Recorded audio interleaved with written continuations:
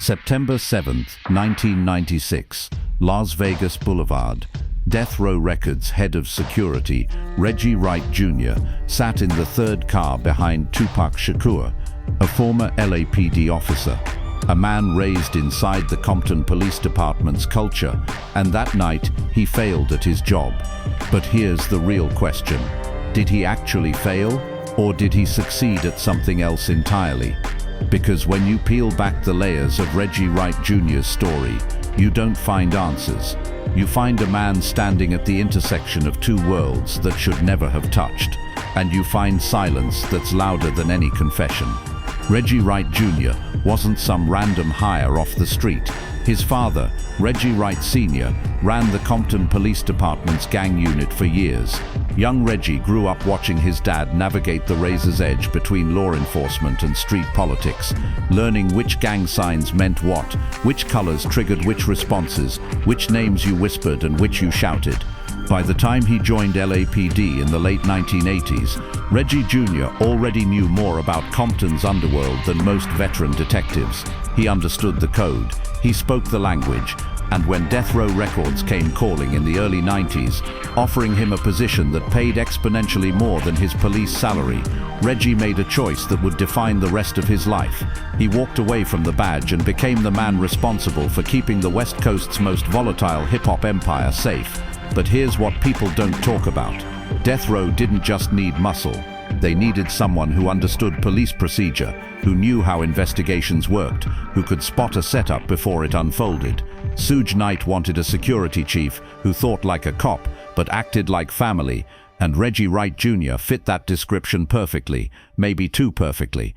Because when you hire someone who's been trained by law enforcement to protect people who openly antagonize law enforcement, you create something dangerous. You create a bridge between two worlds. And bridges, reportedly, can be crossed from both directions.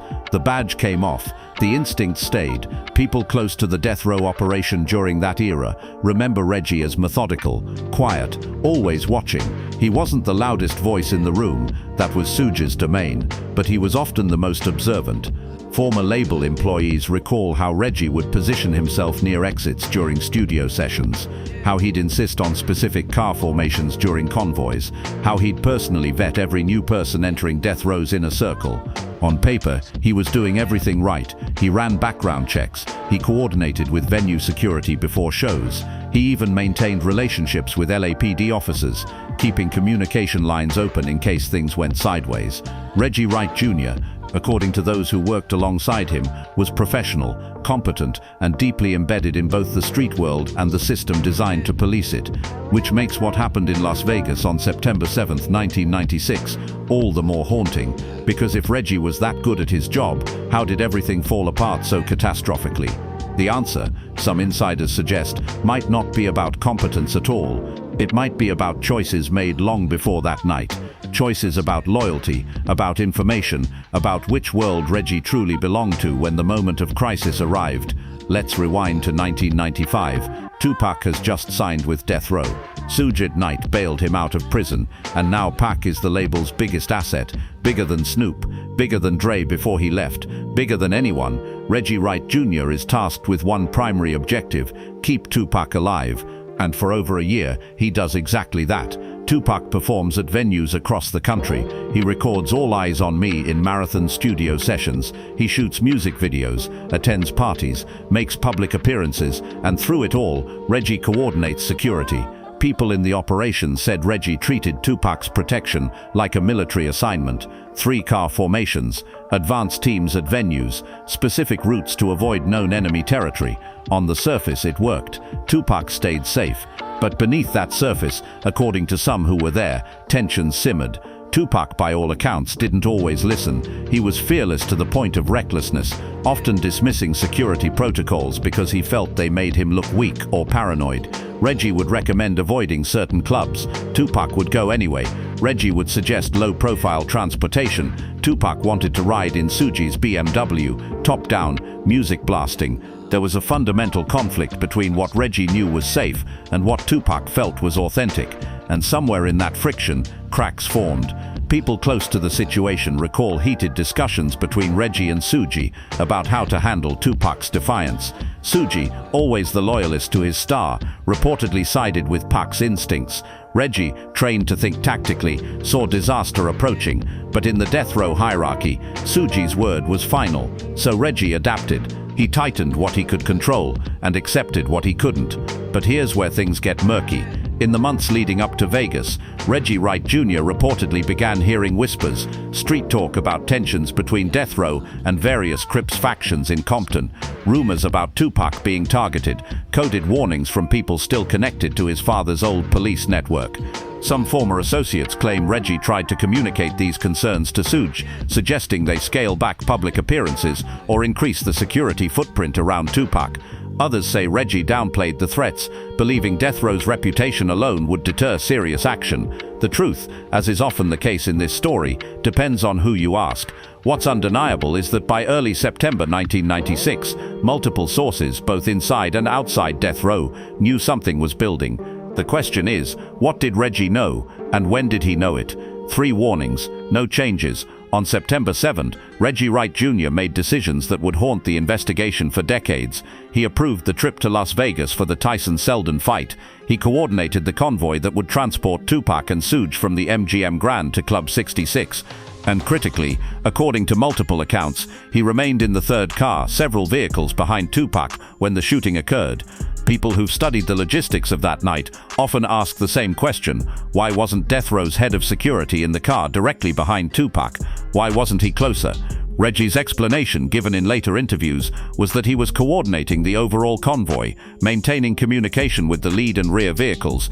But some investigators and journalists have suggested a darker interpretation, that Reggie positioned himself exactly where he needed to be to maintain plausible deniability. Not close enough to intervene, not far enough to seem absent, just distant enough to say, "I was there, but I couldn't stop it." That distance, physical and metaphorical, has defined Reggie Wright Jr.'s relationship to Tupac's murder ever since. He was present, but removed, a witness, but not a savior. And in the years that followed, as investigations stalled and conspiracy theories multiplied, Reggie's role became a focal point for those seeking answers. Because if you believe the official narrative that Tupac's death was a tragic result of gang retaliation and bad timing, then Reggie is simply an unfortunate bystander, a security professional who couldn't prevent the unpreventable. But if you believe something more calculated was happening, something involving people inside death row's inner circle, then Reggie Wright Jr.'s proximity to power, his police background, and his strategic positioning that night take on a very different meaning. The MGM Grand, September 7, 1996. Approximately 8:45 p.m., Tupac, Suge, and several death row affiliates are leaving the Tyson fight when they encounter Orlando Anderson, a known Crips member, in the casino lobby. What happens next is captured on surveillance footage. Tupac confronts Anderson, a physical altercation ensues, and within seconds, death row's entourage, including Suge Knight, is beating Anderson on the casino floor. Security breaks it up. Police are called but don't make arrests. The group leaves. And somewhere in that chaotic 5-minute window, the trajectory of the entire night shifts irreversibly. But here's what often gets overlooked in retellings of that famous fight. Where was Reggie Wright Jr.? According to various accounts, Reggie was not in the immediate vicinity when the Anderson beating occurred. Some reports place him outside the casino, coordinating vehicles. Others suggest he was still inside, but in a different section, unaware of the confrontation until it was over. Either way, death row's head of security was not present during the single most dangerous escalation of the evening, an escalation that many believe directly led to the shooting 2 hours later. People who've analyzed that night forensically often point to this absence as a critical failure point. If Reggie had been there, could he have stopped the fight? Could he have de-escalated Tupac before fists flew? Would the entire chain of events have unfolded differently? Or, and this is where the darker theories emerge, was Reggie's absence not a failure at all, but a strategic withdrawal? Was he deliberately not there because he knew what was coming and needed distance from the trigger event? The problem with these questions is that Reggie Wright Jr. has never given a fully satisfying answer.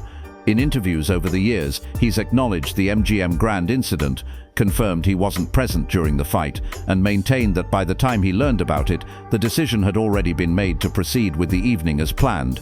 Suge wanted to go to Club 66 too. Tupac wanted to ride with Suge. The convoy formed, and Reggie, according to his own account, resumed his role coordinating the larger security operation. But people close to the investigation, including former LAPD detectives, have noted inconsistencies in Reggie's timeline. Small gaps, moments unaccounted for, phone calls made around that time that were never fully explained. None of it proves anything, but all of it contributes to the fog of uncertainty that surrounded Reggie's involvement for nearly 3 decades. The fight ended, the silence began. What's particularly striking about Reggie Wright Jr.'s behavior in the immediate aftermath of the shooting is how controlled it was. While others panicked, Reggie reportedly remained calm, almost detached. Witnesses in the convoy describe him as focused, methodical, coordinating with police, directing vehicles, managing the chaos. One person who was there that night later said, "Reggie acted like someone who'd been trained for this exact scenario," and of course he had been. LAPD trains its officers to stay composed under pressure, to compartmentalize emotion, to treat crisis situations as procedural events rather than human tragedies. So Reggie's calm could be seen as professionalism, or it could be seen as something else, the composure of someone who wasn't surprised by what just happened, someone who'd mentally prepared for this outcome long before the first bullet was fired. In the days and weeks following Tupac's death, Reggie Wright Jr. cooperated with investigators up to a point. He gave statements, he answered questions, but according to some detectives who worked the case, Reggie's cooperation felt curated, as if he was offering just enough to appear helpful without ever providing the kind of unfiltered insight that might crack the case open. He never speculated, he never theorized, he stuck to observable facts, where he was, what he saw, what he didn't see. And while that might sound like responsible witness behavior, it's also exactly how someone with law enforcement training would protect themselves legally. You don't volunteer information, you don't guess, you don't fill in blanks, you answer the question asked and nothing more. Reggie Wright Jr. in that sense testified like a cop, not like someone desperate to find his friend's killer. Here's what most people don't understand about Death Row Records in the mid-90s. It wasn't just a record label, it was a power structure with its own internal intelligence network. Suge Knight ran it like a sovereign entity, with its own rules, its own enforcement, and its own version of loyalty. And at the center of that intelligence network was Reggie Wright Jr. He knew who was beefing with whom, he tracked threats, he monitored movements of rival crews. People in the operation said Reggie maintained files, mental and physical, on dozens of individuals connected to the East Coast-West Coast conflict. He knew about the tensions with Bad Boy Records. He knew about the Crips factions that felt disrespected by Death Row's Bloods affiliations. He knew, according to some insiders, that Tupac's aggression was painting a target on his back that grew larger with every diss track, every public confrontation, every inflammatory interview. So the question becomes, if Reggie knew all of this, if he was as embedded in the intelligence side of Death Row as people claim, why didn't he do more to protect Tupac? Some argue he did everything he could within the constraints of Tupac's personality and Suge's authority. Others suggest Reggie's hands were tied by the very culture Death Row promoted, a culture of fearlessness, of street credibility, of never backing down. To suggest scaling back Tupac's public presence would have been seen as weakness, and in that world, weakness was unacceptable. So Reggie, by this interpretation, became trapped between his professional judgment and the label's image. He saw the danger but couldn't act on it without undermining the entire ethos Death Row was built on. But there's another interpretation, one that's darker and more complex. Some investigators and journalists who've spent years digging into Death Row's operations believe Reggie Wright Jr. wasn't just trapped by the culture. They believe he was complicit in maintaining it, that his police background made him valuable not just for security, but for something else, for managing law enforcement interactions, for controlling narratives, for ensuring that when things went wrong, as they inevitably would, the right stories reached the right people.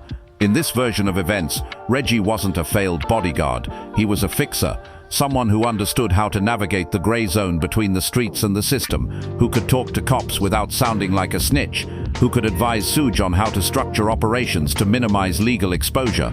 And if that's true, then Reggie's value to death row had very little to do with stopping violence and everything to do with managing it. The files were kept, the secrets stayed locked.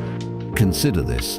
In the nearly 3 decades since Tupac's murder, Reggie Wright Jr. has never publicly implicated anyone with direct first-hand testimony. He's done interviews, he's appeared on podcasts, he's spoken at length about death row's culture, about Suji's personality, about the tensions of that era, but he's never said, "This specific person did it, and here's how I know." People who followed his media appearances over the years note a consistent pattern. Reggie offers context, background, atmosphere, but never the kind of explosive revelation that would definitively solve the case. And that restraint, according to some observers, is deliberate. Because if Reggie were to fully cooperate, if he were to share everything he knows without legal or personal reservation, he'd be implicating not just individuals but systems. He'd be exposing how deeply law enforcement and street organizations were intertwined in 90s Los Angeles. He'd be revealing things about LAPD's relationship with death row that powerful people would prefer stayed buried. There's a term in intelligence communities, compartmentalized knowledge. It means knowing things in pieces so that no single person has the full picture, and Reggie Wright Jr., by all accounts, operated in a compartmentalized world. He knew some things, he suspected others. He was present for certain conversations and deliberately absent from others. That fragmentation, some argue, was by design, not incompetence. Because if you're managing a criminal enterprise disguised as a record label, you don't put all your secrets in one person's head. You distribute knowledge. You create buffers. You ensure that if one person talks, they can't bring down the entire operation. And Reggie, with his police training and street credibility, was the perfect person to exist in that middle space, knowing enough to be valuable, but not so much that he became a liability. Let's talk about what it means to carry the weight Reggie Wright Jr. has carried for almost 30 years. Imagine being the person whose job was to keep Tupac Shakur alive and failing. Imagine living every day since September 7, 1996, knowing that millions of people around the world associate your name with that failure. Imagine the guilt, the second-guessing, the endless mental replays of that night. If I'd been closer, if I'd insisted on different cars, if I'd stopped them from going to Club 662. People who've spoken with Reggie in private settings over the years describe someone who carries that burden visibly, someone who deflects direct questions about his emotions, but whose silence speaks volumes. He doesn't cry in interviews, he doesn't break down, but the weight is there beneath every measured response, beneath every careful word choice. And here's the tragedy within the tragedy. Even if Reggie Wright Jr. is completely innocent, even if he did everything humanly possible to protect Tupac within the constraints he faced, he'll never escape the suspicion because of his police background, because of his proximity to power, because of the questions that remain unanswered. In the court of public opinion, which is often crueler and less forgiving than any legal system, Reggie has been tried and found guilty by association. Conspiracy theorists point to him as the inside man. Street legends whisper about his role. Online detectives dissect his every interview, looking for slips, contradictions, admissions. And through it all, Reggie maintains the same posture, calm, controlled, offering just enough to seem transparent without ever fully opening the door. But what if the truth is simpler and more painful than any conspiracy? What if Reggie Wright Jr. is exactly what he appears to be? A man who took a job he thought he could handle, who believed his training and experience would be enough, and who learned too late that some situations are simply beyond anyone's control. What if his silence isn't about covering up a crime, but about living with a failure so profound that no explanation will ever suffice? There's a concept in trauma psychology called survivor's guilt, the irrational but overwhelming feeling that you should have done more, that you should have died instead, that your survival is somehow a betrayal of the person who didn't make it. And while Reggie Wright Jr. has never publicly discussed his mental state in those terms, people who understand trauma recognize the signs, the emotional distance, the reluctance to engage deeply with the past, the focus on procedural details rather than emotional truth. He stayed standing. The questions never stopped. In 2018, when Keefe D began publicly confessing to his role in Tupac's murder, some expected Reggie Wright Jr. to finally speak more freely.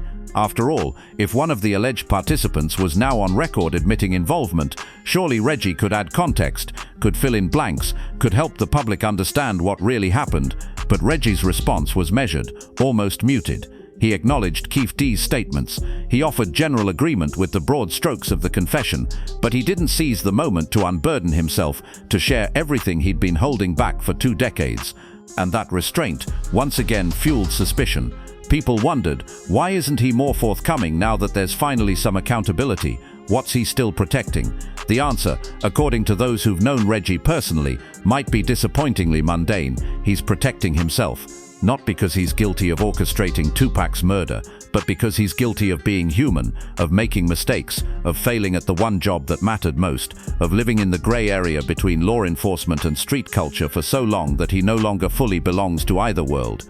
Reggie Wright Jr., in that sense, is a man without a tribe, too street for the cops, too cop for the streets, forever caught between 2 identities that should never have merged in the first place. Death row records dissolved. Suge Knight went to prison multiple times. Tupac's estate grew into a multi-million-dollar legacy industry.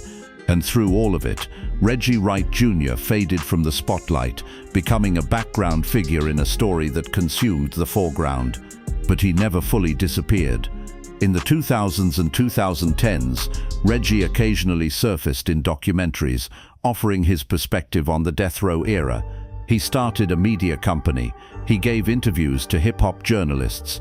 He even launched a podcast discussing unsolved murders and industry secrets. Though notably, he was always more forthcoming about other people's stories than his own. People who listened to those interviews noted a pattern. Reggie would go deep into the mechanics of how record labels operated, how security should have been handled, how investigations were bungled, but he'd always stop short of the most explosive revelations. It was as if he was teaching a class on death row's downfall without ever fully assigning blame.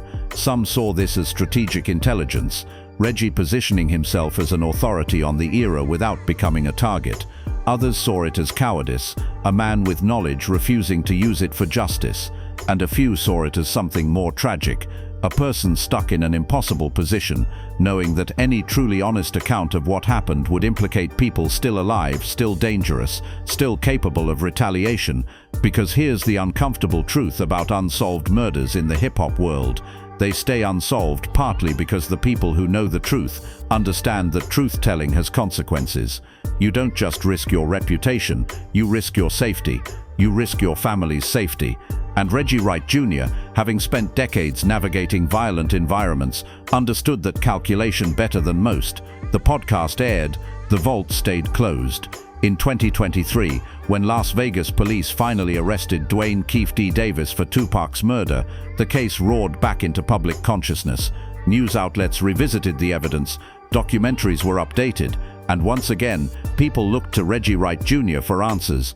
He gave a few interviews, carefully measured as always, expressing satisfaction that there was finally movement toward justice, while remaining vague about his own knowledge of the specific details Keefe D had confessed to.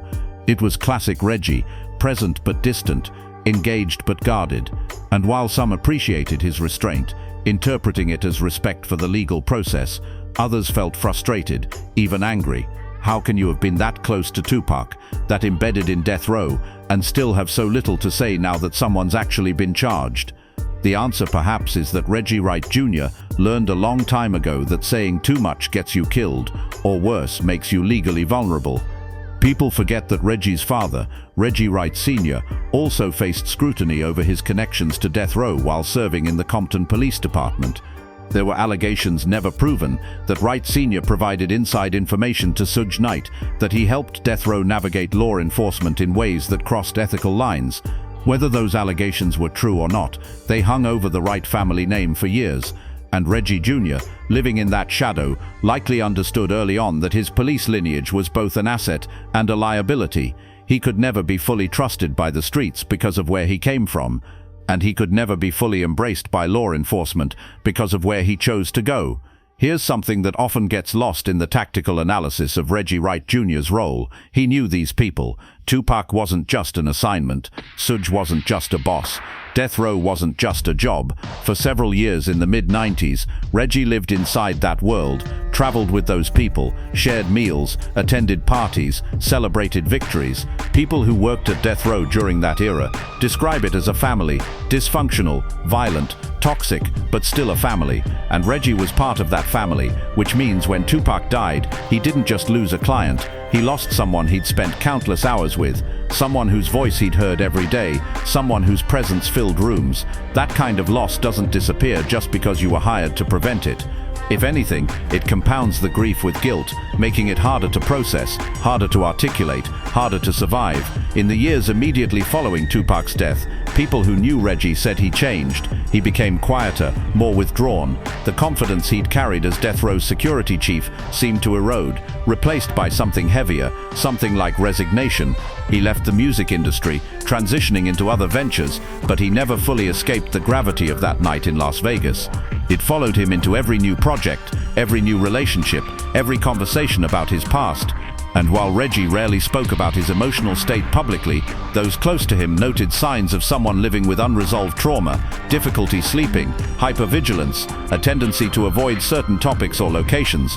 These weren't things Reggie advertised. He maintained his composed exterior, but they were there beneath the surface, shaping his choices in ways most people never saw.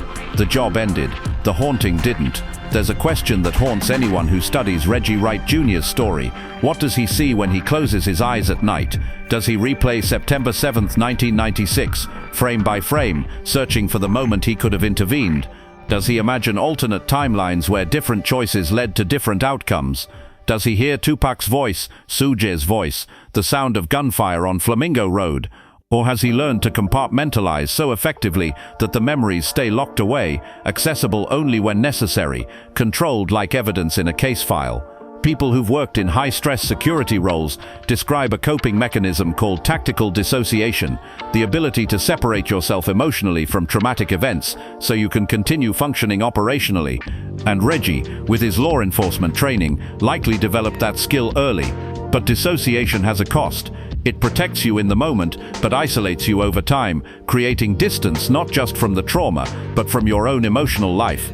Some who've interacted with Reggie in recent years describe him as someone who's made peace with the past, not in the sense of resolution, but in the sense of acceptance. He seems to have concluded that some questions will never be answered, some guilt will never be absolved, and some nights will simply be part of his personal history forever. That kind of acceptance doesn't mean forgiveness, not of himself, not of others, but it does mean survival. It means waking up every day and choosing to keep living despite the weight, and there's a quiet courage in that, even if it's not the kind of courage people wanted from him. They wanted confessions, they wanted revelations, they wanted Reggie Wright Jr. to be the key that unlocked the entire mystery of Tupac's death. But what they got instead was a man who chose silence, whether out of fear, loyalty, legal caution, or simply exhaustion.